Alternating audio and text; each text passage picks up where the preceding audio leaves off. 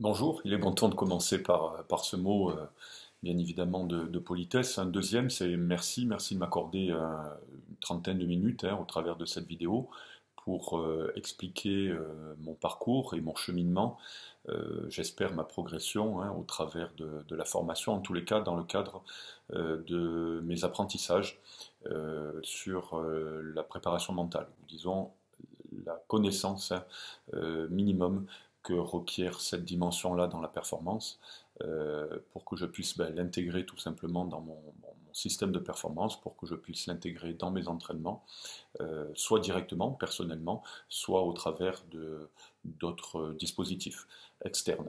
Voilà. Donc, je vais ensuite me présenter un peu plus formellement, de manière curriculum vitae au état civil. Je suis un entraîneur professionnel depuis 12 ans, depuis 2010. J'ai un peu touché à tout. Ça me permet de comprendre le système complet de perf ou de formation dans des structures notamment professionnelles. Enfin, en guise d'introduction, j'entraîne euh, deux équipes, une équipe Espoir à Aurillac, mais aussi une équipe internationale, une sélection, le Luxembourg. En tous les cas, les deux équipes que j'entraîne ont une seule caractéristique commune, c'est le côté multiculturel.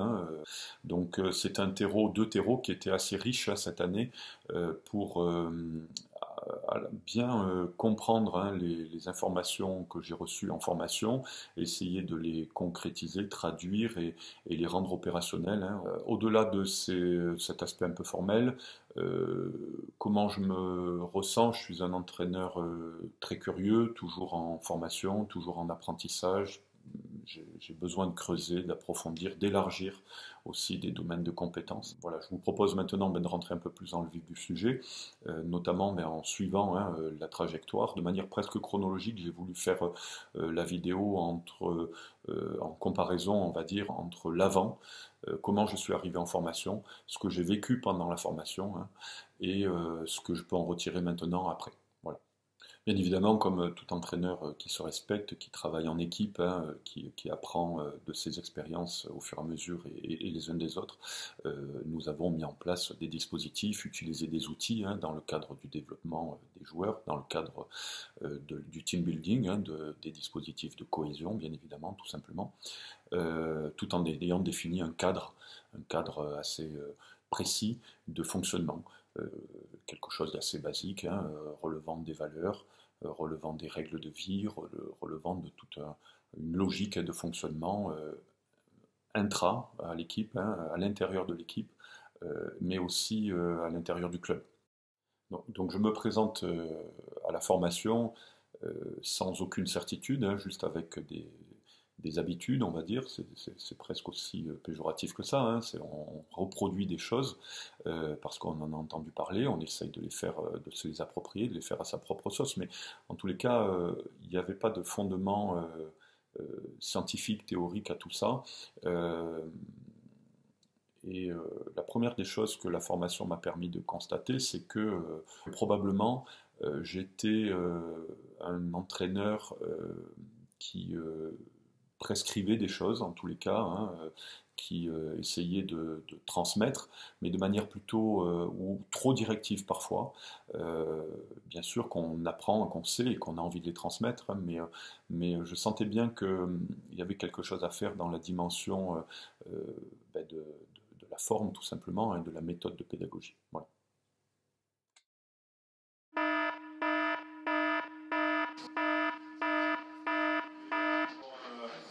Quelques mots à vous dire. Après, bien évidemment, ça vous appartiendra. D'accord, c'est votre match. C'est vous qui allez décider de son issue. C'est votre match.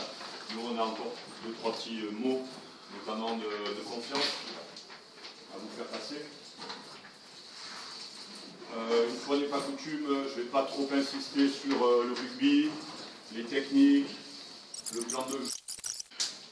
Donc vous relisez, il y en a quelques-uns. Si ça vous parle, tant mieux. Commencez à vous imaginer, à avoir ces attitudes, à avoir ces actions défensives, d'accord, avoir cette vitesse en défense. Imaginez-vous ensemble, parlez ensemble pour le faire ensemble. Okay. Mais bon, le rugby, voilà, comme le dit souvent Alain, qu'est-ce qu'on voit? moi je vois d'abord de l'expérience. C'est une équipe avec de l'expérience. Une équipe qui peut être portée par des leaders. La vérité, c'est vous maintenant. C'est bon. Je me suis rendu compte ensuite, de manière assez claire, qu'on a tous, parmi nos outils, fait un peu comme M. Jourdain, tout simplement. On fait de la prose sans le savoir, on a fait de la préparation mentale sans le savoir, ou en tous les cas juste en l'effleurant, mais sans comprendre véritablement les mécanismes, les enjeux et les conséquences de ce que l'on fait. Voilà, je vous donne quelques exemples. Bien évidemment, nous avons fait de la fixation d'objectifs, je fais de la fixation d'objectifs depuis 12 ans. Bien évidemment que j'essaye d'entraîner en challengeant les joueurs, l'équipe, en mettant des scores un peu partout, en essayant de trouver des ressorts sur le climat motivationnel, bien évidemment.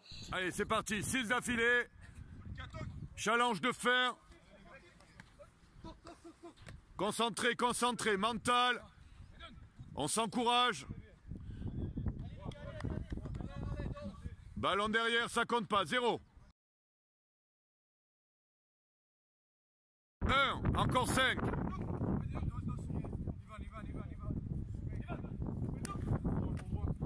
2.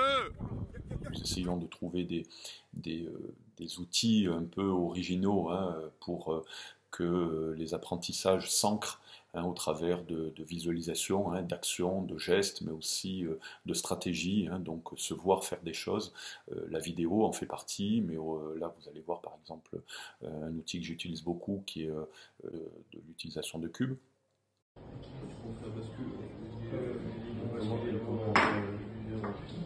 Alors, les aiguilles. Un peu de retrait. Est-ce qu'il y a quelque chose qui vous choque? Alors peut-être plus ceux qui sont là et qui lisent les chiffres que vous. Est-ce qu'il y a quelque chose qui vous choque là, dans la position de notre ligne de défense? Ouais, les grands mobiles avec ça, ouais. Voilà. Ok. Il faut vraiment avoir une communication en triangle en permanence. Mais ça doit remonter, tout doit remonter là. Quand tu dis circuler, s'il y a pas de menace, tu dis au 1 qui est en train de se sortir. Oui, nous on bouge. Une famille d'outils, bien évidemment, récurrente, indispensable, centrale, basique dans mon métier, et notamment par rapport à une structure de formation de jeunes, ce sont les entretiens. Donc il y a des entretiens formels, des entretiens officiels de centre de formation, des entretiens d'évaluation, d'auto-évaluation, voilà, des entretiens de bilan, mais aussi j'avais l'habitude de réaliser ce que j'appelle des entretiens de bienveillance, c'est-à-dire des entretiens hors cadre du club, et des entretiens que je n'ai pas filmés là, mais qui peuvent se passer à la terrasse d'un café, où on discute de manière un peu plus conviviale du bien-être et des apprentissages, voilà, donc en faisant un point avec les joueurs. Il y a des entretiens ensuite de renforcement, je dirais, des entretiens de réassurance, notamment à l'approche d'un match, donc vous allez en avoir quelques exemples ici. Voilà, donc une famille d'outils, d'entretien, mais une fois de plus, je ne comprenais pas quels étaient les enjeux et les mécanismes qui se cachaient derrière ces entretiens-là. Si ça te dérange pas. Non, pas de problème. Donc toi, tu as bien dormi alors? Impeccable. Impeccable. Ouais. Ça, tu vas te retrouver dans une position à faire, on dit, un piston. Donc, allez, on va dire, Gabi, tiens, j'ai ici un piston sur une dizaine de mètres maximum. Notre ligne, notre cœur de défense, elle est là. D'accord? Ça, c'est notre cœur de défense. Okay. Le 15, il va se situer où par rapport à toi, derrière? Ouais. Ça dépend du ballon, mais être capable, sur les orientations de pied, de fermer cet espace-là. C'est surtout là qu'ils vont venir nous chercher. Avec bien communiquer avec le 13 et faire la bascule avec le 15. Pas de bascule, justement. Le rôle de l'ailier, c'est quoi pour toi ici? Reste bien connecté, surtout avec l'intérieur. Ok. Défendez ensemble. Tu as un autre défenseur qui t'est très utile à toi. La touche. Exact. Les pousser vers la touche. Voilà. Comment ça va? Très bien, et toi? Toujours, hein? Ouais. On se parle 10 minutes un peu Déjà, comment vous voyez le match? Alors toi, Nathan, tu reprends, comment tu te projettes dans ce type de match-là? Tu t'attends à quoi? Because last two games were like in attack, it was shit, I think. In organization, You can do better. yeah, we can do way better. So I think. Ce que tu dis, moi ce que je le traduis comme ça, Nathan, je sais pas comment tu le vois, gestion du rythme. Ouais, on joue chez eux. Il y a aussi le choix entre vous du jeu au pied. C'est pour ça que je vous ai fait venir ensemble. On parlait Qui fait quoi? On a parlé Quand? vendredi déjà. Pour moi, Pour toi? pour nous, pour l'équipe. Because I think that they will beat us 40 points, 50 points, and we must get in the mold in everything, les avant. And It depends the feeling you have yeah. with the guys, okay, at the beginning of the match, okay, if the feeling is good, okay. Yeah, play I think we can do something like. Donc des outils multiples, certains étaient plus utiles que d'autres à certains moments, et ça permettait de la performance, hein, tout simplement. Hein. Donc voilà, donc les choses auraient pu continuer comme ça, comme Monsieur Jourdain qui fait sa prose, mais en parlant de pantoufles ou de pyjama. Voilà, moi je suis rentré dans cette formation avec ce degré de curiosité-là sur la compréhension hein, des outils, des méthodes. Dès les premiers séminaires, j'ai essayé de changer un petit peu, parfois, à certains moments, quand c'était le bon moment, la méthode pédagogique en essayant de faire émerger un petit peu plus les solutions par les joueurs. Voilà. Bien évidemment qu'on parlait de participatif hein, et de co-construction, mais je me suis bien rendu compte que ça nécessitait un travail de fond, un travail de plus long terme, hein, et un autre type de relation, un autre type de climat de travail.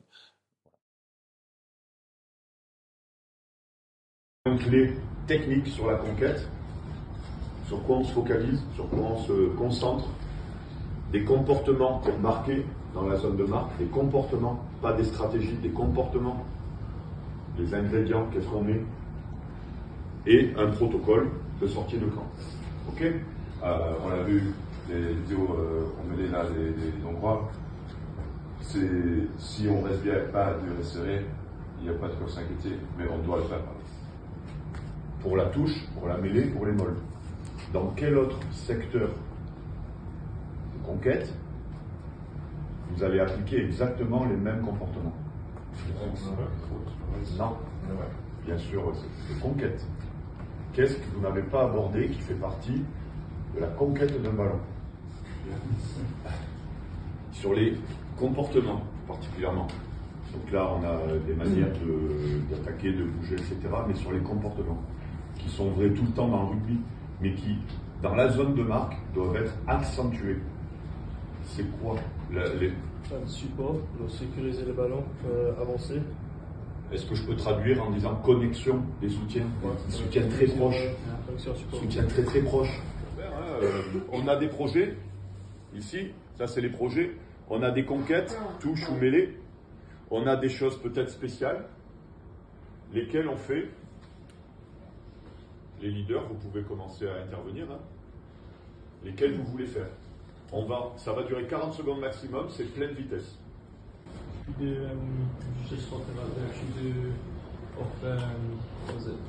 Touche à 5, touche complet. Voilà donc concernant un des premiers apports hein, méthodologiques hein, essentiels de la formation, quelques petits exemples hein, d'évolution, de progression, j'espère, sur la meilleure maîtrise hein, des bons outils au bon moment, notamment dans une approche un petit peu plus exploratoire, un petit peu plus émergente, où effectivement l'entraîneur n'est plus central. Ça, c'est une des grands apprentissages, une des grandes leçons de cette formation. La posture doit être distanciée. Cette distance-là aussi, et là on aborde un nouveau chapitre pour moi, en tous les cas de ces plus-values de formation. Cette distance-là qu'il faut trouver, c'est aussi concernant la dimension émotion. Et là, j'avoue que je me suis passionné, régalé à essayer de comprendre les compétences émotionnelles. Petit à petit, au fil des séminaires, des semaines, des mois, de mes propres digestions, de mes propres réflexions, j'ai d'abord compris que je changeais aussi, moi, dans mes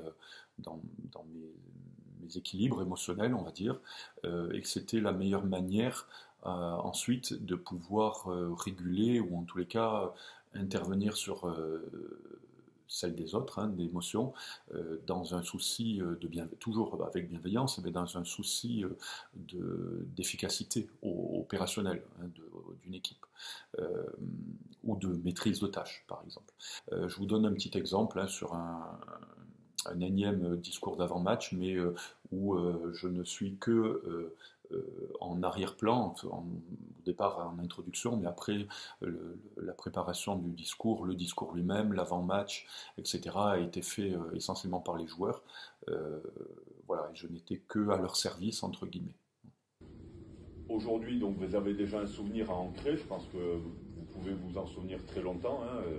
C'est un acte beau, d'abord, de passation, d'émotion, de solidarité aussi, de communion, entre ceux qui débutent un match, ceux qui finissent un match, ceux qui ont préparé des matchs, qui vous ont aidé à devenir performants, et ceux qui ne peuvent pas le jouer aussi. Ce que je peux aussi vous dire, c'est que si vous êtes là et voilà, montrez demain surtout que vous le méritez, prenez du plaisir et soyez fiers de porter ce maillot. William, ça sera le capitaine.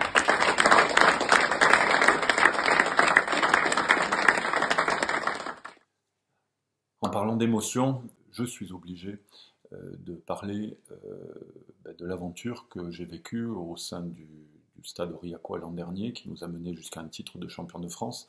Donc je lie bien évidemment certainement le résultat à un changement de méthode, un changement de comportement personnel et de management certainement. Ce n'est pas aussi binaire que ça, je n'ai pas appuyé sur un bouton et ça a marché, mais en attendant, je tenais à vous faire part, dans une petite parenthèse, de l'histoire que l'on a vécue, en commençant effectivement par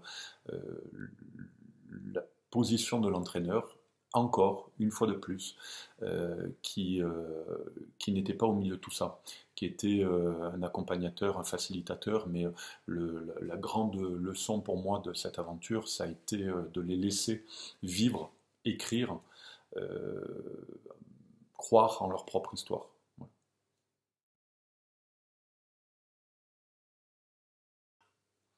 Leur histoire, d'abord, c'est effectivement, au départ, une croyance. Ils ont cru très tôt, contrairement à tous les objectifs qu'on pouvait ou qu'on était en droit de fixer au départ de l'aventure. Donc c'est d'abord une croyance. Et faire émerger cette croyance-là, ça nécessite de surfer ou d'utiliser des émotions avec beaucoup de symboles. On a utilisé aussi beaucoup de moments clés liés à la reconnaissance du travail effectué, donc lié tout simplement à une ambiance qui pouvait être aussi festive, une ambiance musicale tout simplement, avec des symboles et des chansons symboliques. Voilà, je vous en mets quelques exemples. Là, c'était pour le quart de finale.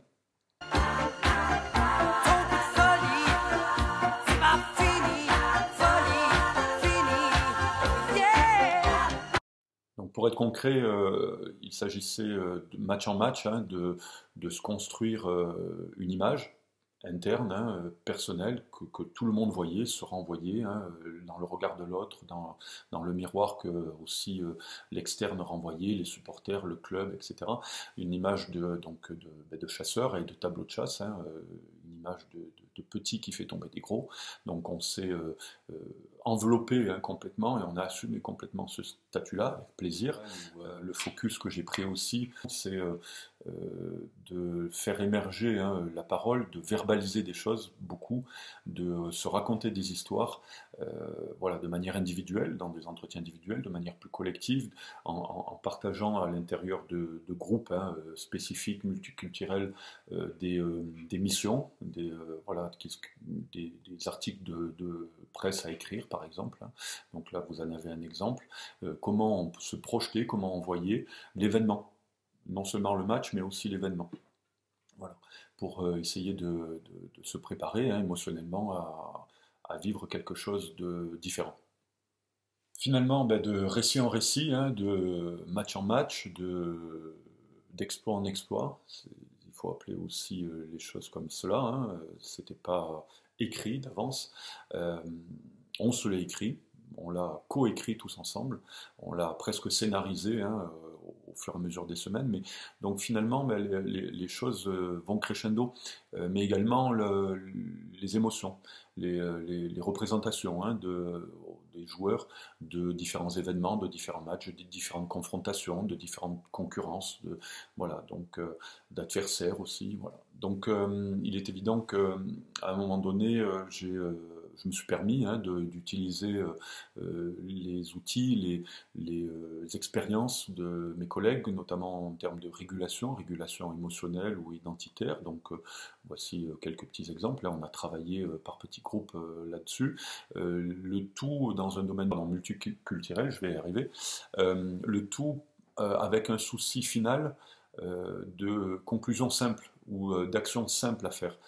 Parce que les joueurs de tout horizon et de toute langue devaient arriver facilement à comprendre comment gérer un scénario de match, comment gérer un avant-match, comment gérer l'après aussi, comment se projeter dans une cascade de semaines qui devait, en accélérant, les choses s'accélèrent, qui devait aboutir à un rêve, à la concrétisation d'un rêve. Finalement, en y repensant, c'est vrai que le bon équilibre entre la focalisation sur la tâche, les actions à accomplir et les jobs à faire par joueur, après collectivement, et puis le plaisir donné à faire ces tâches-là, le plaisir à être ensemble avant et après les matchs aussi. Donc toute cette émotion et l'énergie qui en découlait nous a mené jusqu'à un événement exceptionnel qui était une finale.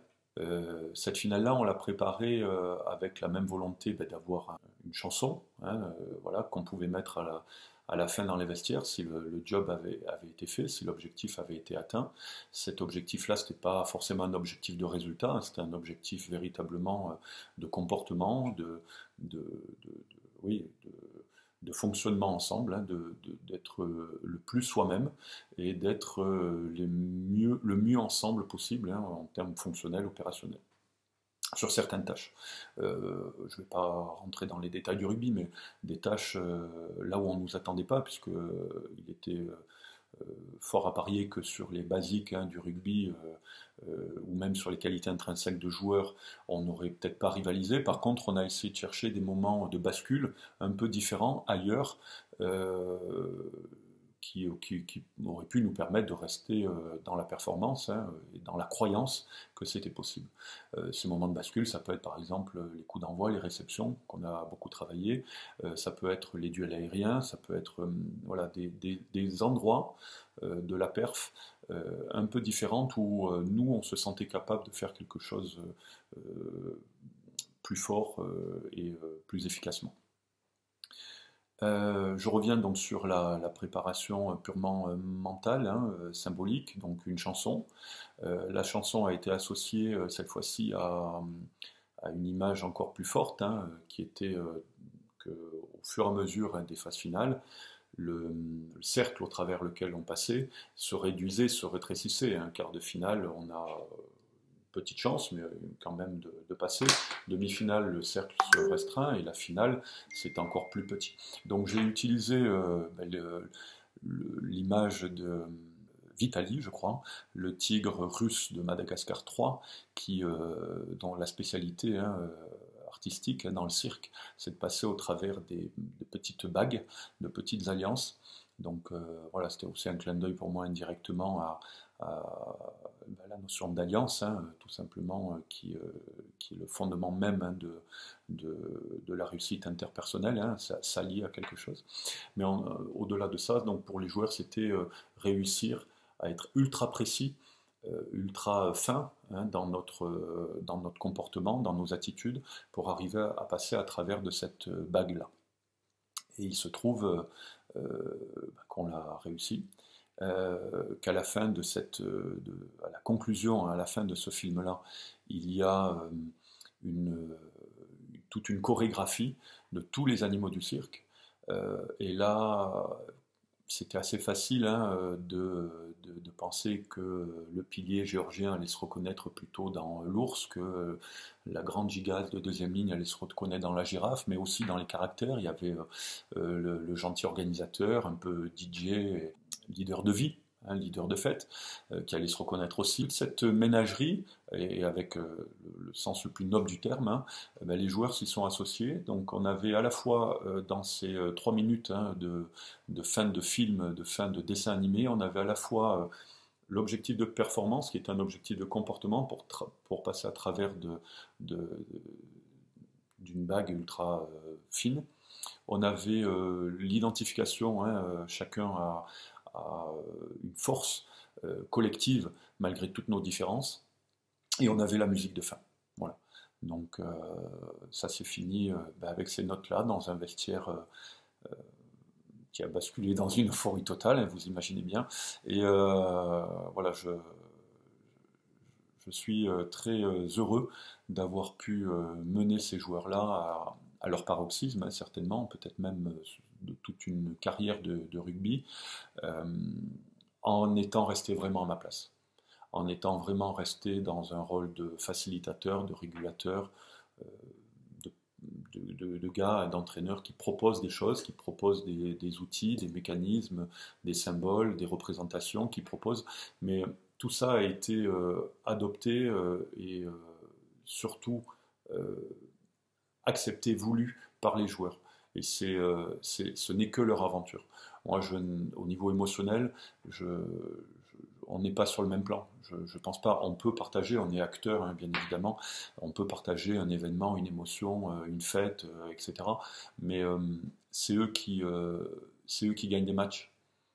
Donc c'est eux qui ont le droit à l'émotion la plus vive et la plus centrale. Voilà. Donc je suis encore un peu, moi, dans la distance par rapport à tout ce qui a été vécu, juste avec le bonheur que ça leur soit arrivé à eux. Voilà. On est battu, on est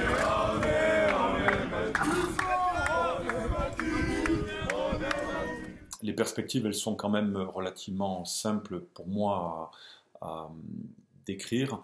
La première, ça serait d'intégrer véritablement la démarche mentale, cette ressource-là, dans le référentiel d'évaluation. Donc le référentiel d'évaluation du joueur, le référentiel d'évaluation de la performance aussi de l'équipe. Donc il y a déjà eu un moment assez important, assez fort presque, je dirais, de partage du feedback de notre aventure de l'an dernier, champion de France Espoir, avec les deux staffs, Espoir et Pro, pour essayer de comprendre quelles avaient été les clés de cet exploit-là. Donc ça, c'était assez important, et c'est vrai que la dimension mentale, les entretiens, les représentations, la gestion des émotions, les codes de réactivation, enfin tout ça a été mis à plat, partagé. Le bilan a été écrit. Maintenant, on essaye petit à petit de chacun dans ses équipes respectives de piocher et de saupoudrer l'entraînement, la performance, le développement des joueurs et des équipes avec les bonnes pratiques du club. Ça, c'est déjà un premier point. Mais c'est vrai que l'étape importante, ça serait de définir des évaluations de compétences émotionnelles ou leadership ou autres. Voilà. Donc ça, c'est la première chose. Et en fait, cette première chose renvoie après à tout le reste. C'est que oui, j'ai un besoin d'approfondissement supplémentaire à titre personnel, mais je pense que le meilleur approfondissement ne peut se faire qu'ensemble maintenant, en partageant au travers d'un club une expérience, une formation, de la méthode et de faire en sorte en fait que la performance devienne maîtrisée, stable, pérenne dans le temps. Voilà. Donc en stabilisant des process et des outils, notamment club. Voilà. Ça, c'est la grande perspective pour moi de travail qui ne sera pas facile à mener. Voilà. Cela relève donc des outils de planification, tout simplement, et de management, puisqu'il faudra tenir le cap.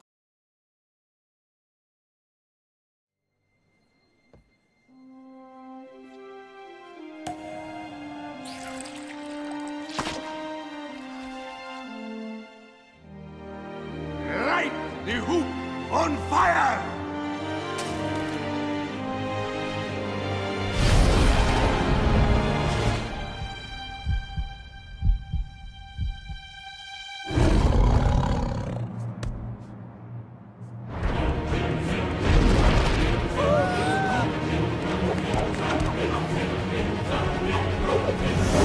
Oh, Mamma mia, Santa Maria, Santa Maria. Mamma Maria, Mia Santa Maria Farah. Come on, you got it.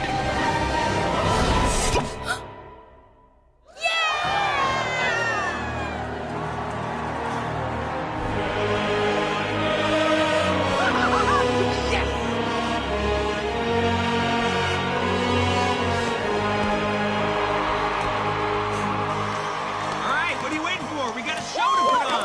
Let's go. Go, go, go, go, go. The light and let it shine just on the night like the 4th of July. 'Cause baby, you're a firework. Come on, show 'em what you work. Make 'em go as you shoot across the sky.